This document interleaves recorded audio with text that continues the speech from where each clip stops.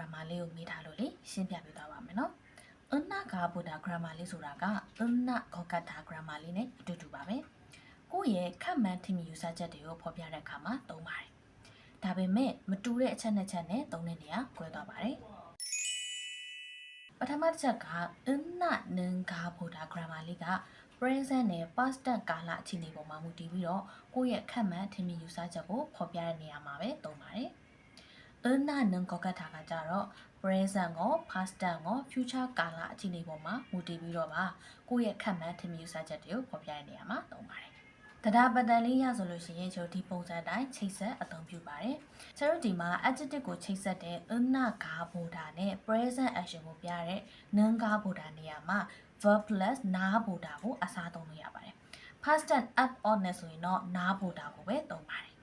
ကောကထာကတော့ကျွန်တော်ဒီမှာသူ့ရဲ့ present ကာလ past ကာလ future ကာလဆိုပြီးတော့ကျွန်တော်ချိတ်ဆက်တဲ့ပုံစံကကွဲပြားတော့ပါတယ်။ဒုတိယမတူတဲ့ချက်ကတော့ subject ပါ။ subject ကကိုယ်တိုင်ဖြစ်ပြီးတော့ကိုယ်တိုင်ရဲ့အတွေ့အကြုံခံမှန်းယူဆချက်တွေကိုပြောဆိုဖော်ပြတဲ့အခါမှာ은나 는 가보다ဒါမှမဟုတ်나보다ကိုလုံးဝမသုံးပါဘူး။ဆိုလိုတာက subject ကကိုမဟုတ်တဲ့တခြားသူတွေရဲ့အတွေ့အမြင်တခြားသူတွေရဲ့အတွေ့အကြုံခံမှန်းယူဆချက်တွေဖော်ပြတဲ့အခါမှာတော့ဒီ은나 는 가보다 나보다 grammar လေးကိုပဲသုံးတယ်လို့ဆိုလိုတာပါ။ခေါကထာကကြတော့ကျွန်တော်ကိုယ်ပိုင်ကိုယ့်ရဲ့အတွေ့အကြုံကိုယ့်ရဲ့ခံမှန်းယူဆချက်အပြင်တခြားသောသူတွေရဲ့အတွေ့အကြုံတခြားသောသူတွေရဲ့ခံမှန်းယူဆချက်တွေကိုလည်းဖော်ပြတဲ့အခါမှာနှစ်မျိုးလုံးမှာသုံးပါတယ်။မြင်သာတော့အောင်လို့ကျွန်တော်ဥပမာစာကြောင်းလေးနဲ့ကြည့်ကြည့်အောင်။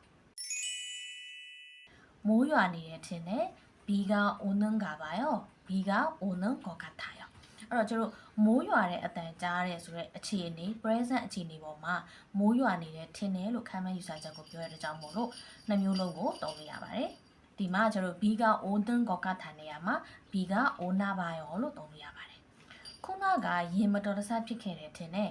아까 사고 났나 봐요. 아까 사고 난 것 같아요.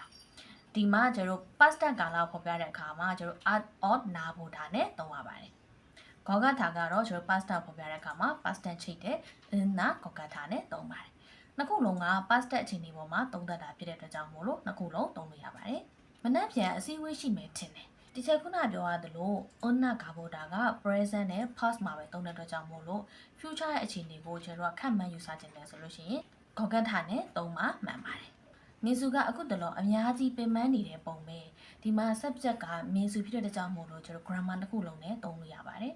ဒါပေမဲ့မင်းစုနေရာမှာကိုအခုတလောအများကြီးပင်ပန်းနေတယ်လို့ယူဆရတယ်ထင်ရတယ်လို့ပြောမယ်ဆိုရင်တော့ကောကထာနဲ့သုံးမှမှန်ပါမယ်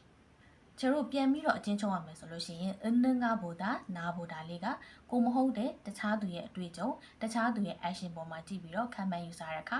ပြီးတော့present နဲ့ past tense အခြေအနေကာလတွေပေါ်မှာမူတည်ပြီးတော့ခန့်မှန်းယူဆချက်တွေကိုဖော်ပြတဲ့အခါမှာသုံးတယ်ဆိုတာကိုသိသွားပြီလို့ထင်ပါတယ်နော်။ရှိကနေချောဆောင်감사합니다